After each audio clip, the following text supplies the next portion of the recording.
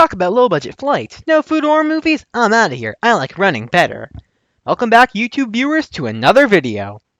So, I recently rewatched Indiana Jones and the Last Crusade. It got me thinking, you know what?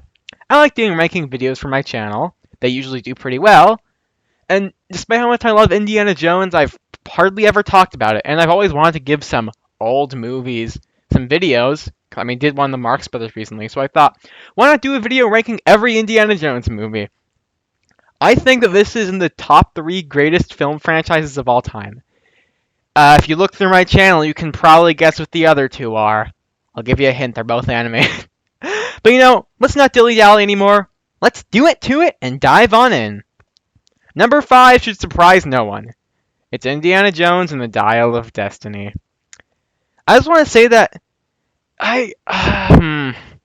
when this movie came out, especially after I saw the trailer, I knew for sure I had to see it, but didn't have any expectations. I just said it will be however it will be. I'm probably not really expecting it to be good, but you know what? It's still Indiana Jones. I'm still gonna see it.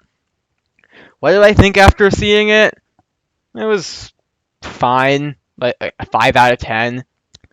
Now I think my opinion of it has soured to being more of a 4 out of 10 now. So to get out what I do like about it, John Williams music. It's John Williams music. Of course, it's amazing. It gets scenes that otherwise wouldn't be that interesting to at least have you engage with them a bit because the music is so catchy. I do love the opening. I think everyone likes the opening with him in Berlin in 1945 trying to escape the Nazis.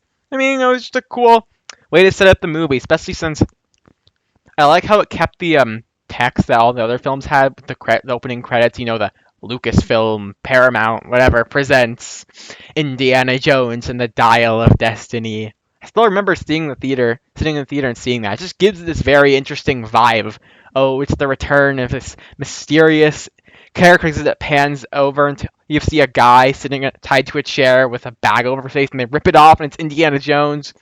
And yeah, this is the voice of an 80-year-old Harrison Ford, but you know what? He has to do the voice. I'm not too mad about it. Yeah, the opening is quite exciting, and I actually do think some of the elements of this movie's plot are pretty interesting. For example, the villain. He was an ex-Nazi, and now he's returned to seek revenge on... And Indiana Jones is, involved in the same plot too. It's supposed to be Indy's final adventure. They did a good job recreating 1969, but the problems are just that this movie is just not very entertaining. All the other ones are a little over 2 hours. This one's about 2.5 hours. Well, that wouldn't necessarily be a bad thing considering how long some of the other ones were. It just feels dull because it's just not, they're very exciting. The lady whose name I do not remember at all. Just, you know her. The super annoying lady is what I like to call her. She's so obnoxious and she really brings down the movie. Like, if they had changed it to be instead of her being this jerk to Indy until the last second, it should have been she actually likes him. She's a big fan of him and she wants to help him on his last adventure. To be about how Indy may be old and even if he can't do as much as he used to, he's still Indiana Jones, which the previous film kind of covered already, but we'll get to that. The kid just has no personality. Like my family agreed this movie should have been about Indy, Mutt, and Grown Up Short Round. That would have been fun, just as a romp through of these 3 guys going on one big adventure together. But here's where some problems come. Okay, one, this isn't necessarily an issue, but I wish Indy had referenced Short Round around that kid. He said something like, I knew a kid who looked like you. Or, hey, you like the Giants because Short Round wore a Giants baseball cap? That would have been fun. No, we're not allowed to have that? Or how about the fact that Indy is just... The movie begins with Indiana Jones is an old, drunk loser who has to literally yell at young people to turn down their music. He's sitting in his underwear. He's now working at a new college, and this time the students don't even care about him. They just view him as some old guy they have to listen to. I think the plot about, well, it's really cool to see the whole battle sequence at the end in ancient history. I think that may have just been going a little too far. The villain doesn't have some kind of crazy death like all the other villains do.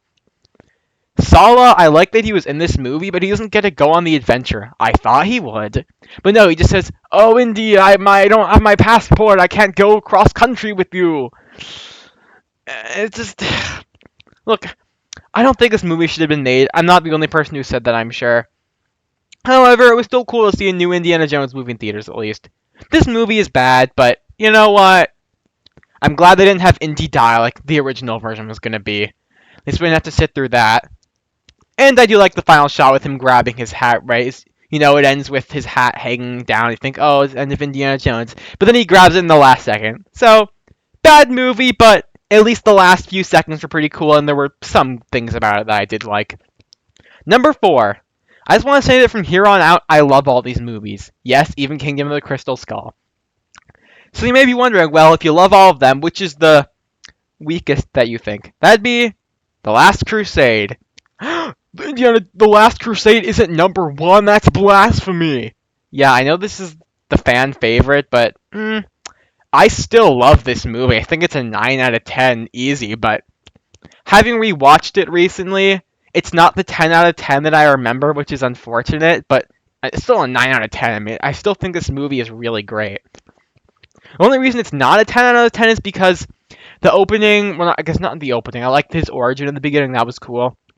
But, the beginning with him in his college and looking at his dad's notes and going to Italy. Like, it has some funny bits. It's still good. It's just not great. So you're just kind of waiting for something really good to happen. Then once he reunites with his dad, it's amazing for the rest of the film. But before that, it's just a little dull.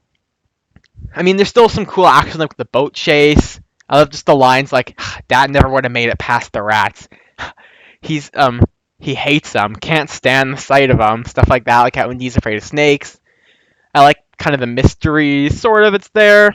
The X net. He says X to his students. X never marks the spot. It does. Ha ha ha. But then yeah, he reunites with his dad. We get some great dialogue between them. More great action, like so much. The action sequence in all of these movies, except for the last one, are really good. Like the tank chase, the stuff on the blimp, no ticket. Just I like the scene of him and his dad just talking, saying, "Oh, what do you want to talk about?"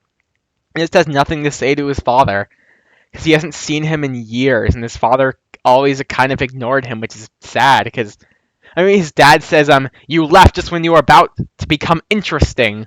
It's just so mean. So I like Sean Connery more in this movie than as James Bond. He's a good James Bond. Just I like him as Indy's dad better. I love the scene where they're tied up on the chair and they with the cigarette lighter and the flipping doors. Just it's still a great movie once you get to his dad, and then for the rest of it, it's perfect. And of course the climax. It's interesting to compare the climaxes of the original 3 because, while they are similar, they're not the same. This movie does have a lot of similarities to Raiders of the Lost Ark, but it still feels different enough because they very easily could have just phoned this in, but they didn't. Is the twist that Elsa and the rich guy were working with the Nazis a good twist? I don't know because it's been so long since I saw this movie for the first time. I don't remember if I were actually surprised or not. Doesn't really matter though. I like the climax. Just his dad just gets shot, and he somehow doesn't die immediately, but whatever. And then he has to go through the tests, the breath of God, the path of God. And then we get to the part with the knight and the Grail, and we get another shocking villain death. Because I said that the 5th movie didn't have a shocking villain death. This one, it's okay. So the villain, he gets the lady lies to him about which is the real cup. He drinks from it, and then they pull a Twilight Zone where he starts withering away, and then he quickly turns into some kind of disgusting zombie, and then a skeleton drops to the floor and shatters. That's the exact kind of crazy villain death I love from these movies. The scene toward the end with his dad telling Indy, just let it go. That's a really good emotional scene. I love the joke at the end about how that's his name, Henry Jones Jr. I prefer Indiana. Oh, we named the dog Indiana. And Sala said, you were named after the dog? And he says, hey, I had a lot of fond memories of that dog. Some jokes with Marcus throughout this movie. You'll never find him. He'll blend in perfectly. He knows every 12 languages, all the local customs. And you cut to him and he's asking, does anyone know English? Ancient Greek? And the movie ends with the characters literally riding into the sunset. And you know what? This would have been a really good ending for Indiana Jones. But I'm glad it wasn't. Because number 3, Kingdom of the Crystal Skull is amazing, guys. I don't care what anyone says. 10 out of 10. Yes, I mean that. I've seen this movie probably 3 times. I've seen all of them about 3, 4 times. So I think I can say that's my pretty definitive stance on this movie. I have seen some people defend this, which I appreciate, but I just don't understand why people hate Kingdom of the Crystal Skull. I mean, let's look at it. They say, Indy is treated as a loser old man who can't do anything. And I'm so happy that Frills Productions talked about that when he ranked every Steven Spielberg movie. He said that, guys, that's how Indy is in Dial of Destiny. In Kingdom of the Crystal Skull, they actually handle him pretty well. Yeah, I couldn't agree more. He is older. They don't deny that. They still have him, like, they have that really funny bit where he tries to do the famous swing and then he hits himself, says, I thought that would have worked. But the thing is, Harrison Ford was in, his early 60s, about, and you were like him, he actually was pretty fit. So even when he's in his early 60s, he's still in shape enough to be able to pull off some good action sequences. So he does get to pull off some cool action sequences. His voice, while aged, still isn't that bad. His face, while aged, still doesn't look too old. His hair is gray, but not that gray, and he usually has his hat on, so you don't even notice it. So as far as you're concerned, this is just Indiana Jones, but a little older. They're still able to get off plenty of great action sequences. He still just got as many great witty one-liners as ever, such as, I always love that line, any last words, Dr. Jones? Yeah, I like Ike. But no one watching this video knows what that means. I don't think Mutt is annoying at all. It's not like he's never really that mean to Indy, so I don't understand why people don't like him. He's not great or anything, but, speaking of Mutt, should I mention this about Dial of Destiny? Yeah, him being dead and Indy being divorced is just really sad and stupid. And he didn't join, Vietnam because, he was, drafted. Made sense. Lots of people drafted. Or he enlisted to help fight the war. No, Indy said he enlisted just to tick me off and then he died. That's just sad. He's not the most complex character in Kingdom of the Crystal Skull. Still like you get that attached to him, but it's still sad. I like his dynamic with Indy. And I like his 50s clothes. This movie does a really good job recreating the 50s. The first movie did a good job with that 30s sense of humor, Steven Spielberg said, and the clothes and the style, but this movie does a really good job recreating 1957. And the movie actually has color despite being a blockbuster released in 2008, which is something that was intentional. Because it takes place in the 50s. You get the 50s music. It's just, instead of fighting Nazis now, he's fighting the Soviets, which is a cool change, even though they basically serve the same purpose. The music, it's John Williams, like I said before. It's amazing. I think this movie's just really funny. Like, I understand why people don't like the guy that keeps switching allegiances nonstop, but I thought that bit was funny. Also, has a guy who ended up voicing Papa Bear in Puss in Boots: The Last Wish. Thought it was funny. Another DreamWorks actor here, the lady who voiced Hiccup's mom, is the villain, which... Is she the best Indiana Jones villain? No, she's the worst, but she still does get across as the menacing villain well enough. Her death is pretty crazy, just like the first 3 villains. She finds out about the aliens and she says she wants their knowledge, which it's kind of like Raiders of the Lost Ark, but I think it's different enough. Because then just her fire starts coming out of her face and she blows up and dies. It's cool. That brings me to the topic of, do I think aliens were too far of a stretch for this series? No, I don't. Because remember, the first 3 movies were supposed to be tributes to those old adventure serials from the 30s and 40s. That's why they took place in the 30s and 40s. This movie is supposed to be a tribute to B movies from the 50s combined with that adventure feel. So it takes place in the 50s. It's a good job recreating it. And so what? They want to have the villains have this alien MacGuffin? Why not? It's a cool twist. Keeps things from getting repetitive. And this movie wasn't made out of just the studio wanting some more money like Dial of Destiny. George Lucas spent years trying to get this movie made. It kept going through different scripts. Steven Spielberg wouldn't do it, or maybe he wasn't available. Same thing with Harrison Ford. They just finally got around to doing it when they did. So yeah, I really love this movie. It's just a ton of fun.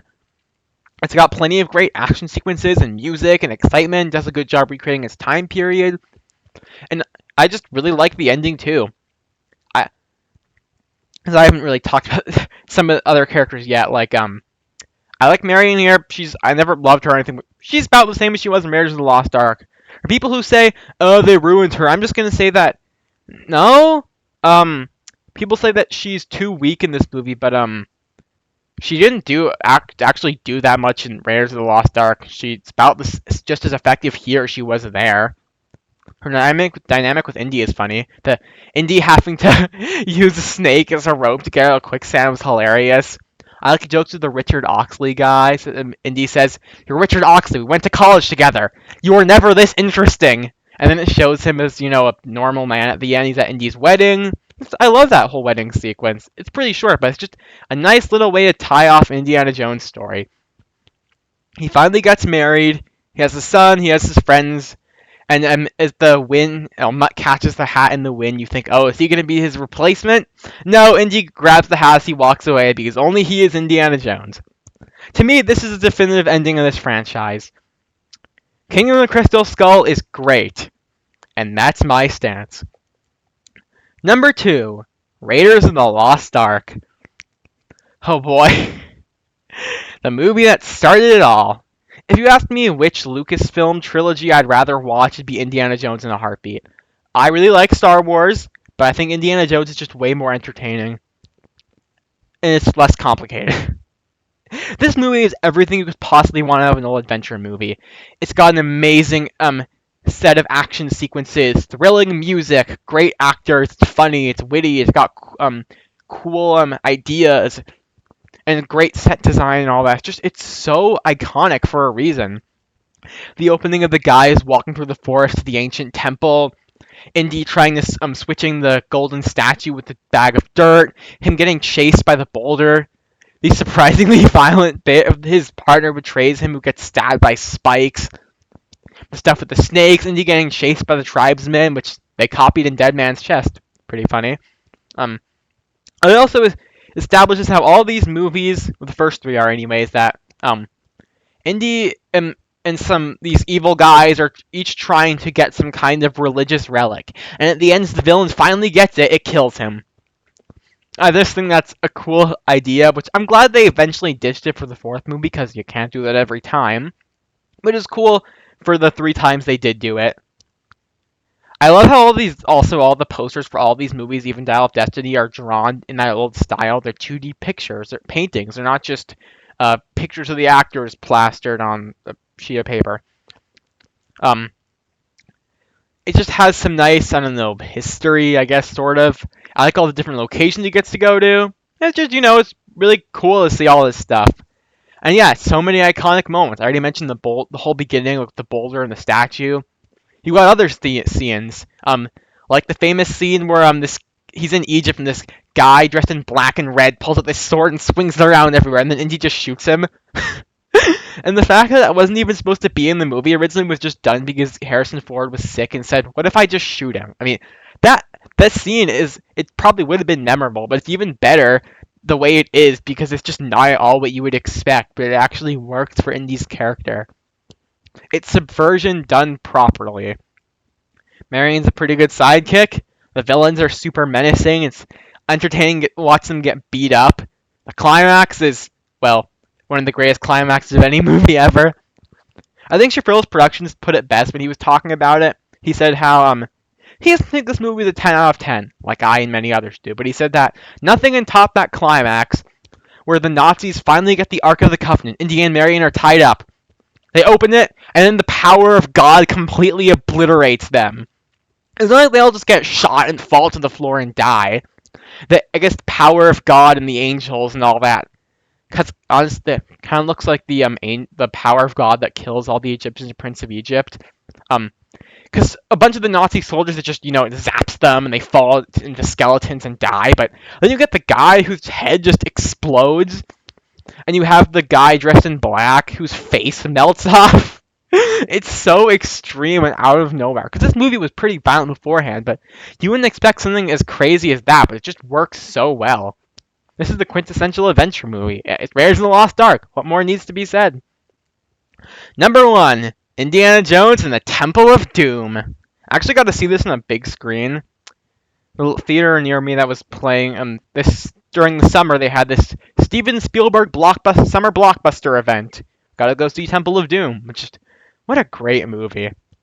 Temple of Doom does everything I liked about Raiders of the Lost Ark and does it even better along with some other stuff too. For example, the George Lucas and Steven Spielberg kind of wanted Indiana Jones to be a sort of James Bond type, but they didn't have enough time to put all that stuff into Raiders of the Lost Ark. Like they also wanted to put in a giant minecart chase, which they didn't have time to put in, because the movie is supposed to open in Shanghai like Temple of Doom does. But since they didn't have space for it, they just put it into Temple of Doom, which I'm really glad they kept that. Because yeah, it opens like a James Bond film, where you're already seeing another adventure in its climax. And he is at this bar in some foreign country dressed in a suit. Um, you've got these bad guys walking up to him trying to make a deal. You get pulled. This crazy action sequence with a big chase through Shanghai. It's super exciting. And of course, I just like the opening with all the dancers and how it's the one time the logo is they actually just use the logo of the movie and put it on the screen, not just regular white text that says the title of the movie, which had to be intentional because the beginning of this one is supposed to be big. It's a reference to these old dance scenes they do in movies from the 30s where they did not make any sense from the way the dancers are arranged on the stage and all that, but they did it like that because that's what they wanted to reference. So it just feels big, especially seeing it on the big screen like I did. It just feels memorable. Like, yeah, that's the way we're starting. Something, just classical and all that. But I think what really makes this my favorite Indiana Jones movie is the side characters. Short Round and Willie Scott are definitely Indy's best sidekicks. Short Round is just really funny. Like I don't have anything else to say. It's just really funny. I love all his interactions with Indy, like when they're playing cards, or the way he talks to Willie, like "You call him Dr. Jones, lady." All that stuff is just fun. Willie Scott works because she is supposed to be this snobby city girl dancer who gets tossed into this completely ridiculous, insane, dark world worldwide adventure throughout different countries and seeing cults and all that. And that's why it's funny. I don't think she's annoying. I think she's genuinely funny. In fact, the lady who played her said this was probably the highlight of her career. Getting to play this character against all this crazy stuff. It helps establish a bit of reality to this, which is that not everyone taking part in these adventures knows about all this stuff. She's just a regular person. I like how it's not Indy fighting the Nazis, which that was cool, but it's nice to have a change of pace for once. And yeah, Kingdom of the Crystal Skull was the Soviets, but they serve the same purpose. Big evil army led by tyrannical ruler. This is just a bunch of crazy cult guys who tear out people's hearts. It's just so extreme, but it does it really well. The villain is properly menacing and dramatic. The humor, it's great. Probably the funniest of all the movies. The dinner scene is pretty gross, but it is really funny. You get so many great scenes, like when they're trying to sneak out of the Indian palace, and you get the whole stuff like the closing in spikes and the bugs everywhere. Always love the bit toward the end where Indy sees these two guys who have swords and they swing it around and he's about to pull out a gun like Raiders of the Lost Ark, but his gun is empty. The climax on the bridge above the alligators is properly thrilling. Once again, the villain gets a violent death. That's cool. It's maybe not as crazy as the first and third movie, but still pretty memorable. Mola Ram, once again, much like the other villains, he tries to grab some kind of religious relic, and it kills him. It sends him plummeting to the ocean where the alligators eat him alive. More great John Williams music. Harrison Ford probably at his best. He just has so much energy as Indiana Jones. When he plays off everyone else. This movie totally inspired Ninjago Season 4. I mean, come on. Watch the episode Only One Can Remain, and then look at this. It's so similar. Yeah, Temple of Doom is just a great time. Once again, the perfect adventure movie. And this the second time, they were able to do the best one they ever did. In conclusion, Indiana Jones is a fantastic series. The fact that I can say that 3 of these 5 films are a 10 out of 10 is just a testament to how good they were. The fact that I can say one of them is a 9 out of 10. The fact that I can say I only didn't like one of them. That's just really impressive. I'd say if you haven't seen these movies in a while, you should totally watch them again. They're all great. They're just the perfect kind of exciting, funny, thrilling adventure films. They get you excited. And they're some of the only movies that are over 2 hours that don't get me bored. So, that's all for now. And remember to stay way past cool.